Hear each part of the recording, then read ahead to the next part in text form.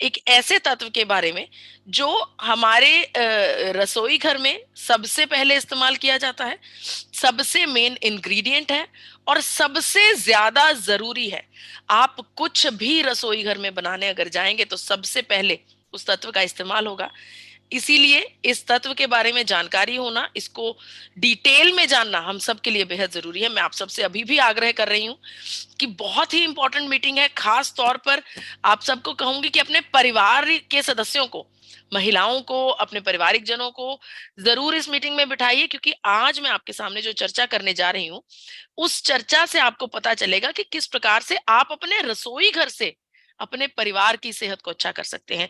आपकी रसोई घर में उठने वाला वो पहला कदम निर्धारित करता है कि आपके परिवार का स्वास्थ्य कैसा होगा। तो जी हाँ, आज सबसे इंपॉर्टेंट टॉपिक की हम चर्चा करने जा रहे हैं। वो टॉपिक है आपके रसोई घर में इस्तेमाल होने वाला तेल। जी हाँ, जिस प्रकार से जैसे ही नारी शक्ति रसोई घर में जाती है, कुछ भी कुकिंग करने के लिए शुरुआत करती है, तो सबसे पहले भगोने में, सबसे पहले कढ़ाई में, सबसे पहले कुकर में क्या डलता है? तेल। ये तेल सबसे पहले इस्तेमाल होता है, इसीलिए जितना इसको सबसे पहले इस्तेमाल करने में इसकी इंपॉर्टेंस झलकती है, उतनी ही इंपॉर्टेंस इसकी सही क्वालिटी होने में, इसका सही चुनाव करने में भी बरतनी चाहिए। उतना ही जरूरी है कि हम इस तेल के बारे में डिटेल जानकारी लें। सिर्फ यूं ही नहीं कि बाजार में इतने सारे तेल हैं, इतनी सारी कंपनीज हैं, तो हम कोई भी तेल अपना परिवार के लिए इस्तेमाल कर लेंगे। देखिए, हम अपनी मेहनत मशक्कत भरी जिंदगी में कोशिश करते हैं कि अपना बेस्ट अपने परिवार को दे पाएं। जो भी फैसिलिटी आप देना चाहते हैं, आप चाहते हैं कि बेस्ट हो। आप बच्चों को चाहते हैं कि अच्छे से अच्छे स्कूल्स में जाएं, अच्छे से अच्छे ट्यूशंस में जाएं, अच्छे से अच्छे कपड़े उनको दे पाएं। आप जो भी सहूलतें आप अपने परिवार को देना चाहते हो, सबसे अच्छी देना चाहते हो। तो फिर हम कुकिंग में तेल के चुनाव में किस प्रकार से हम नजरअंदाजगी कर सकते हैं? बिल्कुल नहीं कर सकते। तो आज की ये मीटिंग बहुत इंपॉर्टेंट है। मैं आपको बताने वाली हूं कि किस प्रकार से आप चुने। देखिए, आज की इस मीटिंग में किसी भी ब्रांड की बात नहीं करूंगी। सबसे पहले मैं आपको प्रिंसिपल्स बताऊंगी। आपके साथ हम दोनों ये समझने की कोशिश करेंगे कि कौन सा तेल हमारे शरीर के लिए अच्छा है और उसमें कौन कौन से फैक्टर्स होते हैं जो हमारे शरीर के लिए में मदद देते हैं, हमारे शरीर में पोषण देते हैं।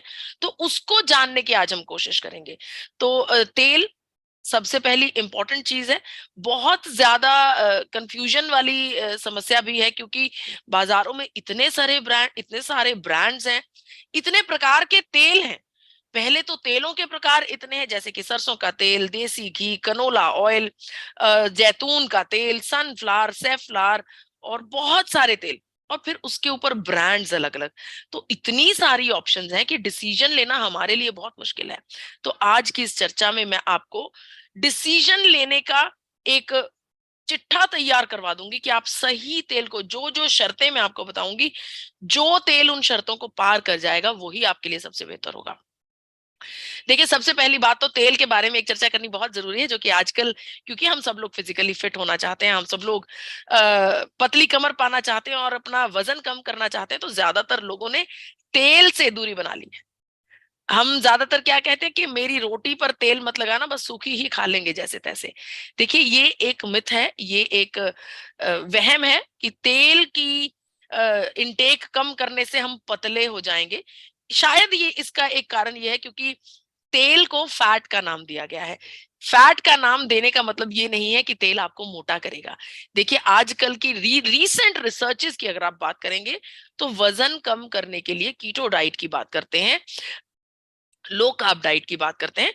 तो इन डाइट रूटीन के अकॉर्डिंग आपको अपने इनटेक में फैट्स की जो मात्रा है उसको ज्यादा करके, कार्ब्स की मात्रा को कम करके और प्रोटीन को सही मात्रा में लेकर आप अपना वजन कम कर सकते हैं।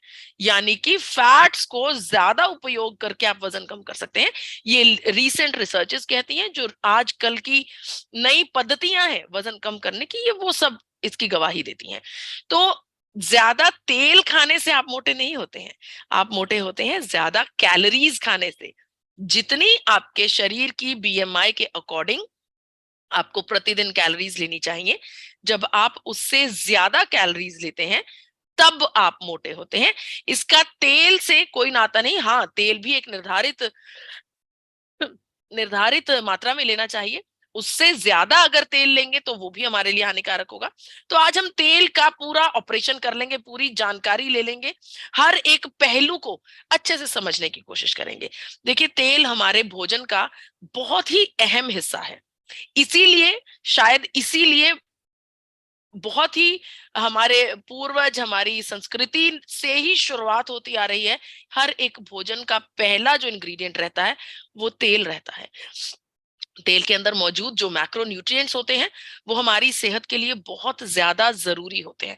आपको बताना चाहती हूँ कि आजकल कोरोना टाइम के बाद हम सब लोग बहुत अवेयर हो गए हैं कि हमें बहुत सारे वाइटामिन का सेवन करना चाहिए, हमें इम्यूनिटी बूस्ट करनी चाहिए। तो उसके लिए विटामिन ए, डी, ई के बहुत सारे चीजों का इस्तेमाल किया जा रहा है। लेकिन आपको बता देती हूँ, जो विटामिन डी के आजकल हम सैशेज खा रहे हैं, अब तो सर्दियां इतनी हो गई हैं, सूर्य भगवान के दर्शन नहीं होते, तो विटामिन डी तो वैसे ही नहीं मिल रहा। तो विटामिन डी के डॉक्टर्स सैशे दे देते हैं, शॉट्स दे देते हैं कि किसी ना किसी तरह विटामिन डी आपके शरीर के अंदर उसकी पूर्ति होनी बेहद जरूरी है। लेकिन आपको बताना चाहती हूँ कि ये जो विटामिन हैं, ए, डी, ई और के, बेहद जरूरी है हमारे शरीर के लिए।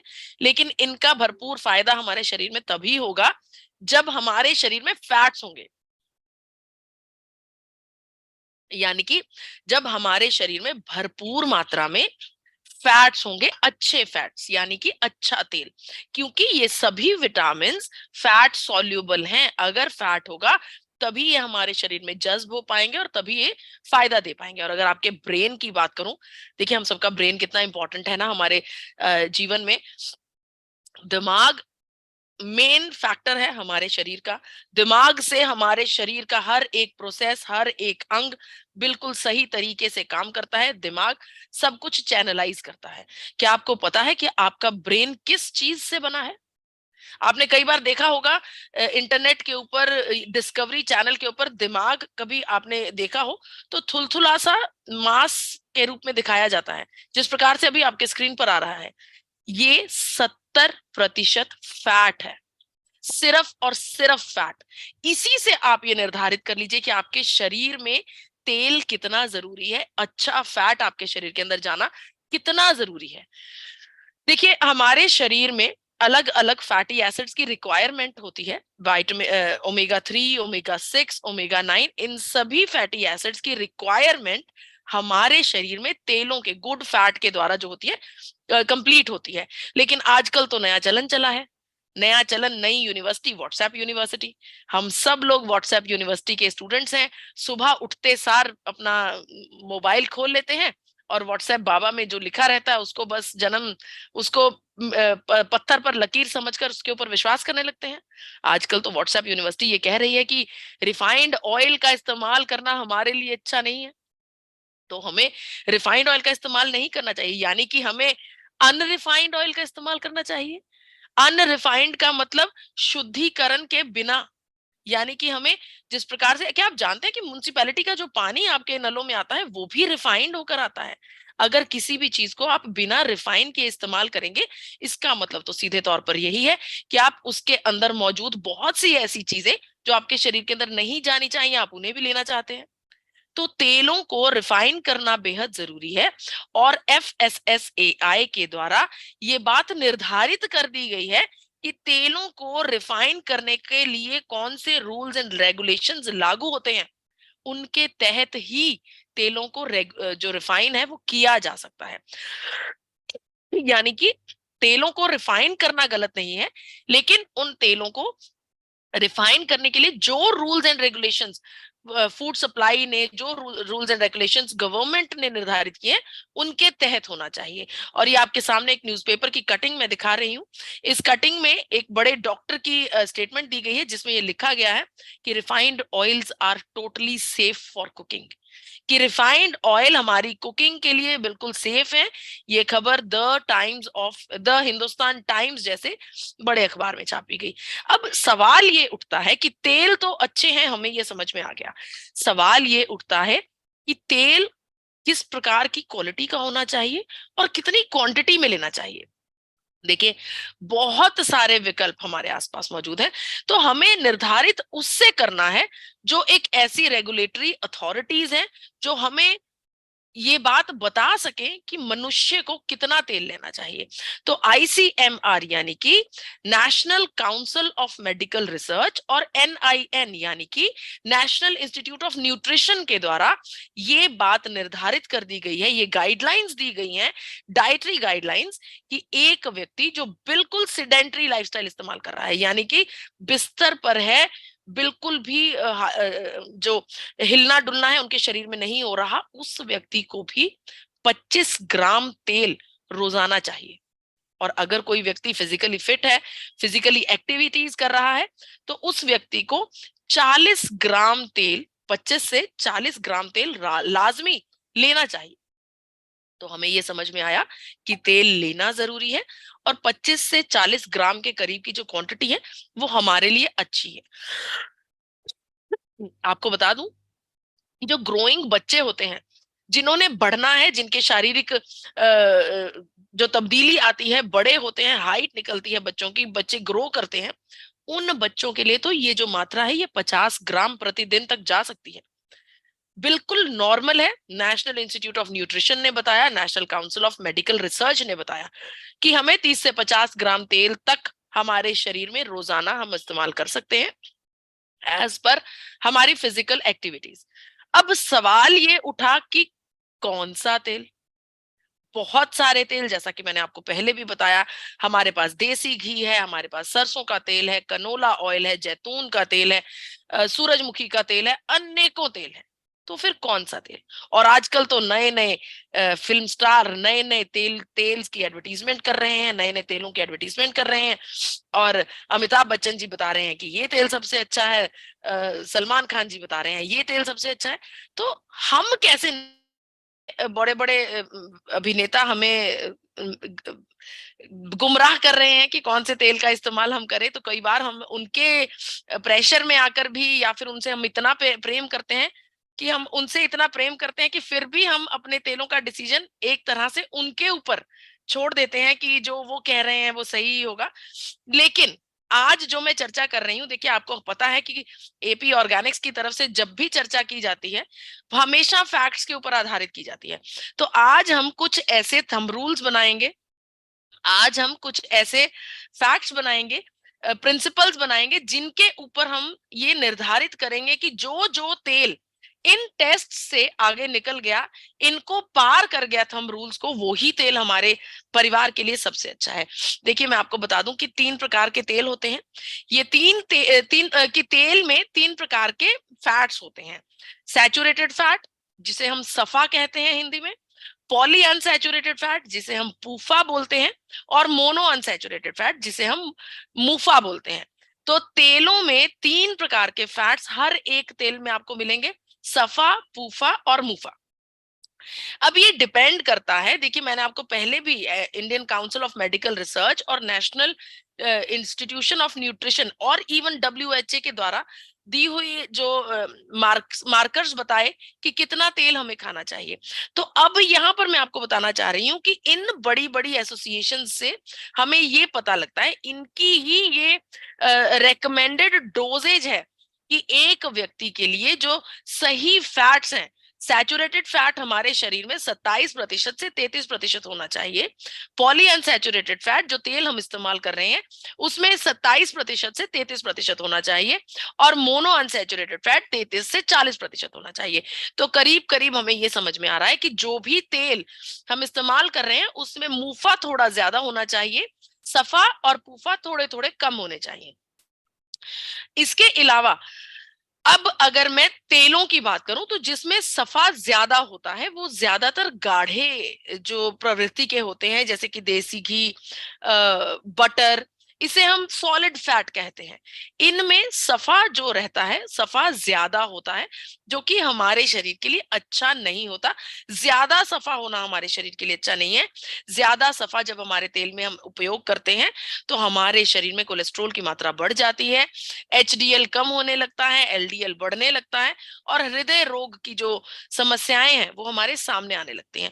अब आपके मन में ये विचार आ रहा होगा कि पहले के समय में तो ऐसा नहीं होता था, तब तो देसी घी का उपयोग किया जाता था, उनके शरीर में क्यों हार्ट डिजीजेस पैदा नहीं हुई? क्योंकि उस समय पर इतने सारे मैजिकल अप्लायंसेस, अलादीन के चिराग जो हमारे इसमें बन गए हैं, बहुत सारे चुटकी दबाने से और बटन घुमाने से हमारे अनेकों काम आसान हो गए हैं। पहले वो सब नहीं होता था। हमारी शारीरिक जो एक्सरसाइजिंग थी, शारीरिक जो काम करने के तरीके थे, वो बिल्कुल भिन्न थे। इसी वजह से वो, अगर वो हाई सफा का सेवन करते थे तो उस हाई सफा को वो पचा भी लेते थे शारीरिक काम करके। लेकिन तो आजकल के समय में ऐसा नहीं है। तो पहला थंब रूल, पहला प्रिंसिपल ये है कि हमें उस तेल का इस्तेमाल नहीं करना जिसमें सफा ज्यादा होगा, क्योंकि अगर सफा ज्यादा होगा तो हमारे शरीर में कोलेस्ट्रोल बढ़ेगा और हार्ट डिजीज की जो संकट है वो हमारे शरीर में आ सकता है। दूसरा फैट हुआ पूफा।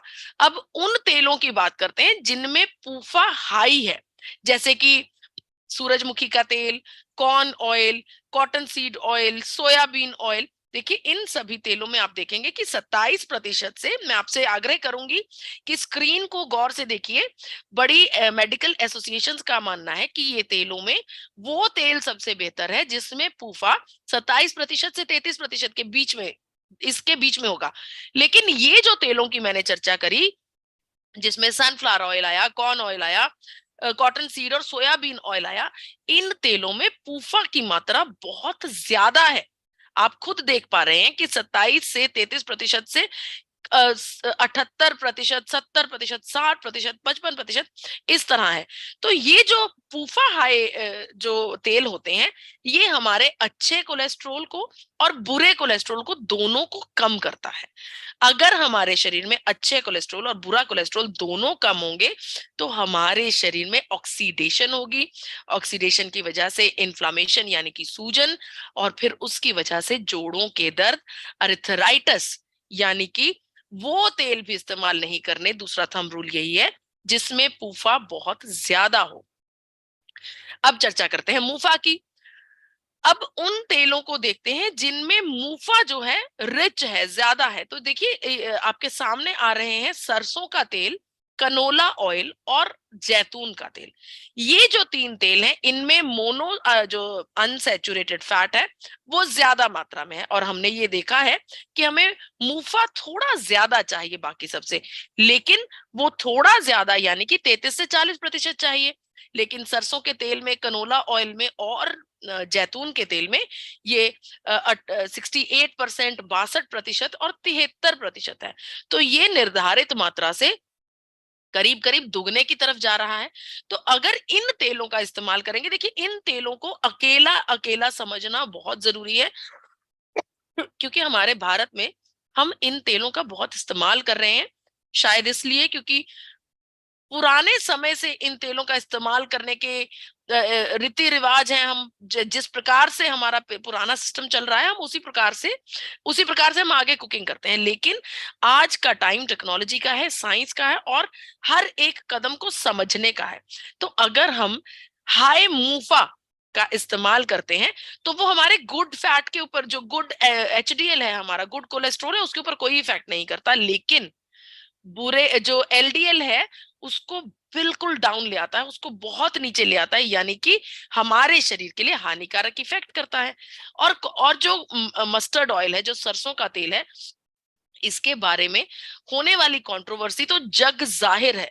जी हाँ, आप सबको पता होगा कि सरसों के तेल में यूरिसिक एसिड 35% से 55% पाया जाता है। और ये जो यूरिसिक एसिड है, ये सीधे तौर पर कैंसर का एक बड़ा कारण हो सकता है।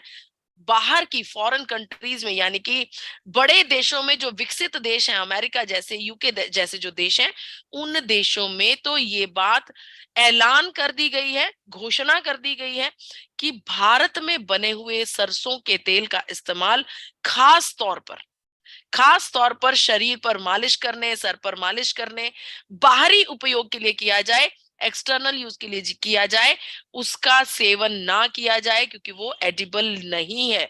जी हाँ, यूरिसिक एसिड बहुत ही हानिकारक हमारे शरीर के लिए हो सकता है। इवन भारत में भी आपको ये मैं खबरें दिखाना चाहती हूँ जो कि अखबारों में छपी गई हैं। ये 8 मार्च 2020 में लिखा गया है कि इम्प्योर मस्टर्ड ऑयल, यानी कि मस्टर्ड ऑयल जिसमें यूरिसिक एसिड है, जिसको अच्छे से रिफाइन नहीं किया गया, उसका इस्तेमाल करने से गॉल ब्लैडर कैंसर के रिस्क बढ़ जाते हैं।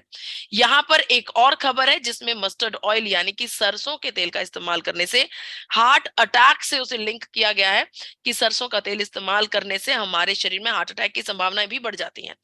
तो तीसरा थंब रूल यही है कि हमें मस्टर्ड ऑयल का इस्तेमाल नहीं करना, क्योंकि ये वाकई में यूरिसिक एसिड 35% से 50 या 55% तक जो यूरिसिक एसिड सरसों के तेल में पाया जाता है, हमारे लिए बेहद हानिकारक है, बेहद हानिकारक।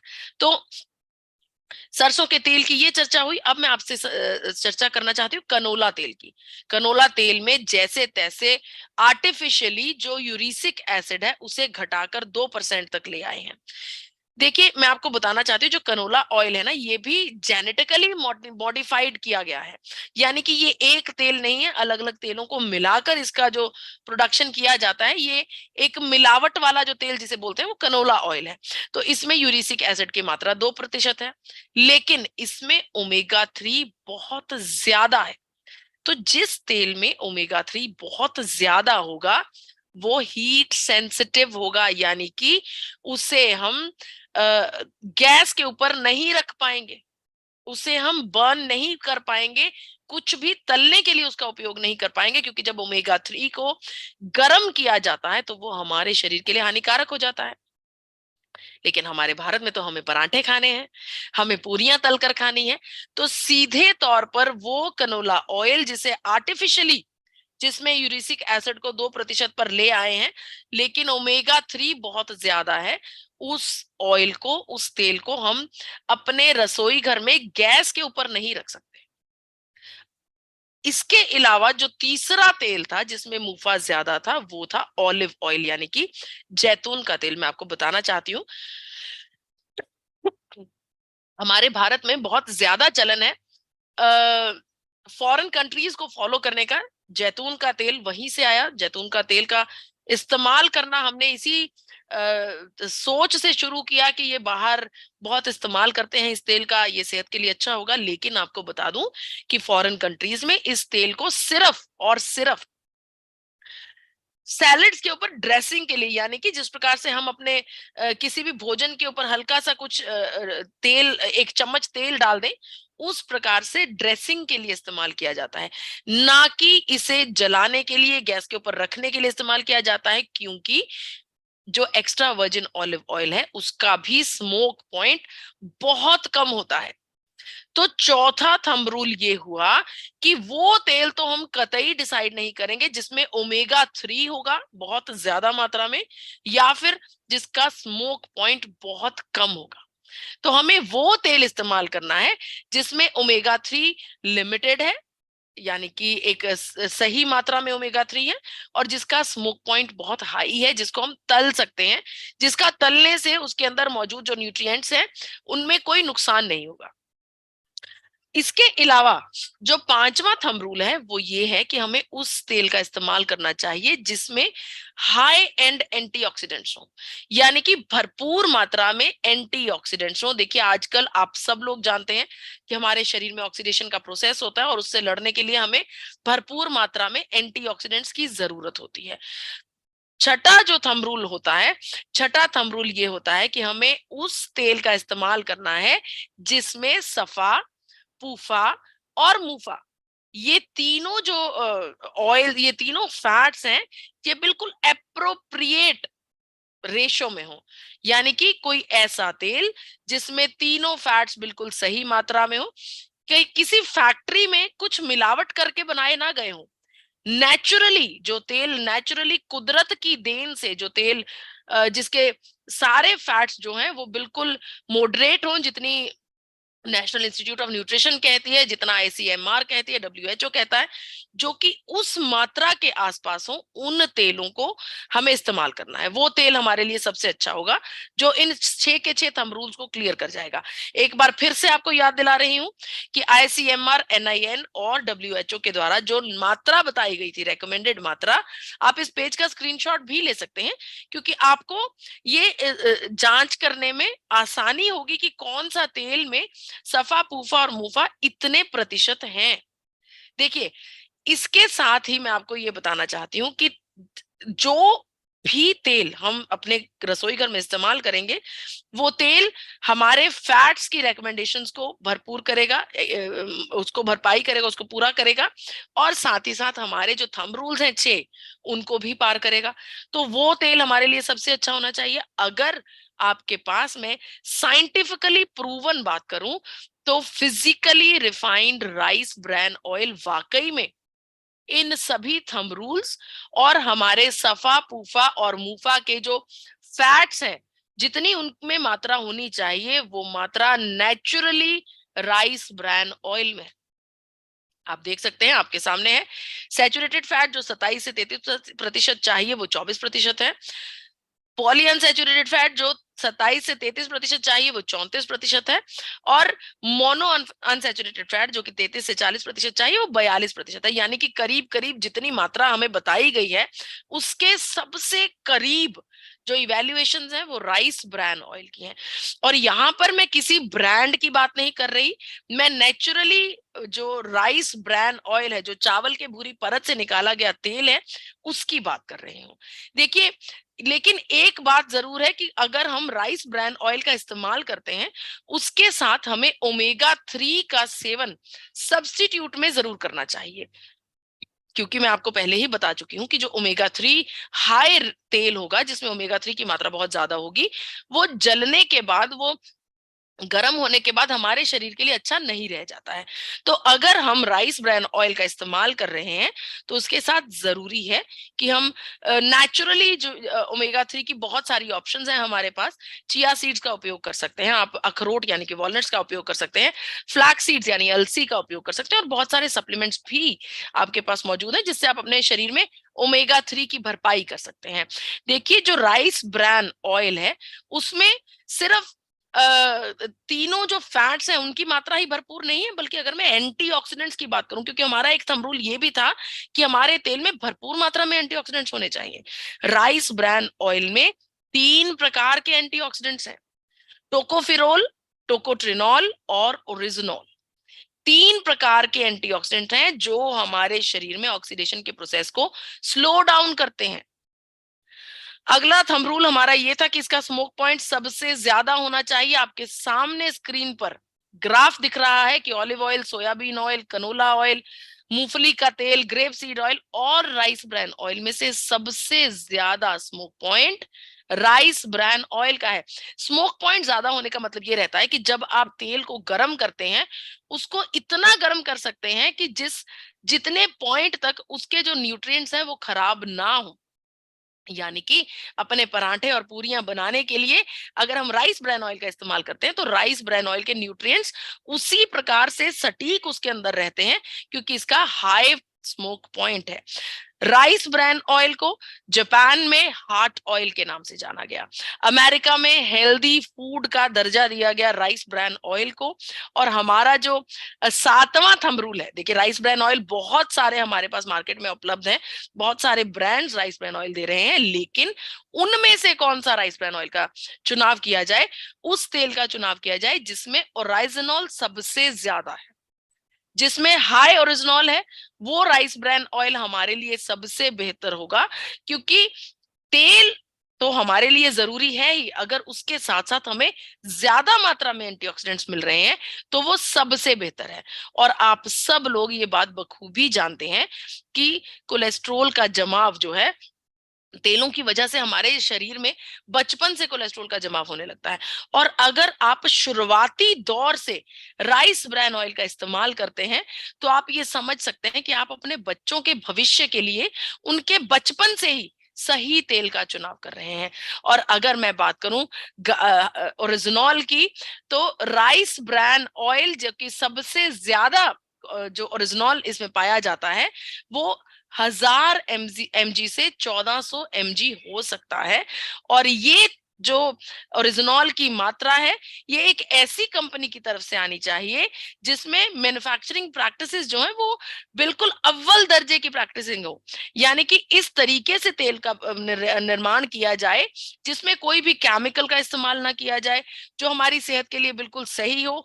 कोई ऐसी कंपनी राइस ब्रान ऑयल को बनाए जो FDA BRC से सर्टिफाइड हो, जिसके पास अलग अलग सर्टिफिकेशन हो, जैसे कि BRC certification, HACCP, ISO certification, हलाल सर्टिफिकेशन, कोशेर सर्टिफिकेशन। जी हाँ, आप बिल्कुल सही समझ रहे हैं। मैं चर्चा कर रही हूं AP ऑर्गेनिक्स लिमिटेड धुरी की। मुझे बहुत गर्व होता है कि AP ऑर्गेनिक्स लिमिटेड धुरी, जो कि राइस ब्रान ऑयल की निर्माता है, वो दुनिया में सबसे ज्यादा राइस ब्रान ऑयल बनाने वाली कंपनी है। जी हाँ, दुनिया में। और दुनिया में सबसे ज्यादा एक्सपोर्ट करने वाली कंपनी है। देखिए, कोई भी कंपनी किसी भी प्रोडक्ट को सबसे ज्यादा एक्सपोर्ट तभी कर पाएगी जब उनकी प्रोडक्ट में क्वालिटी होगी। देखिए, पूरी दुनिया में अगर राइस ब्रान ऑयल का एक्सपोर्ट किया जा रहा है, USA में, न्यूजीलैंड में, ऑस्ट्रेलिया में, तो ये बात बिल्कुल तय है कि AP ऑर्गेनिक्स लिमिटेड धुरी जो तेल बना रही है, वो इंटरनेशनल क्वालिटीज को मार्क कर रहा है। वो उस तरीके से बनाया जा रहा है कि बाहर की कंट्रीज भी इस तेल को बेहद खुशी से एक्सेप्ट कर रही हैं, इसे हार्ट ऑयल का नाम देती हैं, इसे हेल्दी फूड का नाम देती हैं। और आपको बताना चाहती हूं कि जितनी भी कंपनीज भारत में या दुनिया में राइस ब्रान ऑयल को बना रही हैं, उनमें से किसी भी कंपनी में ये हिम्मत नहीं है को कि वो USA में, न्यूजीलैंड में या ऑस्ट्रेलिया जैसी बड़ी कंट्री में अपने तेल को एक्सपोर्ट कर पाए, क्योंकि उन कंट्रीज में ऑलरेडी AP ऑर्गेनिक्स लिमिटेड धुरी का तेल अव्वल दर्जे पर पसंद किया जाता है। तो आप सबको मैं ये बताना चाहती हूँ कि AP ऑर्गेनिक्स का जो तेल है वो आपके हर एक थंब रूल को पास करता है। किसी भी ब्रांड की प्रमोशन नहीं है, लेकिन टेक्निकली जो Indian council of medical research कहती है, जो नेशनल इंस्टीट्यूट ऑफ न्यूट्रिशन कहता है, जो वर्ल्ड हेल्थ ऑर्गेनाइजेशन कहती है, उनके रूल्स के मुताबिक अगर हम फिल्टर करते हैं हर एक तेल को, तो सबसे आखिर में जो तेल निकल कर आता है, जो आपके शरीर, आपके परिवार, आपके बच्चों के लिए सबसे बेहतर है, वो तेल है rice bran oil, physically refined rice bran oil. मुझे इतने इत्मीनान से सुनने का बहुत बहुत शुक्रिया। धन्यवाद।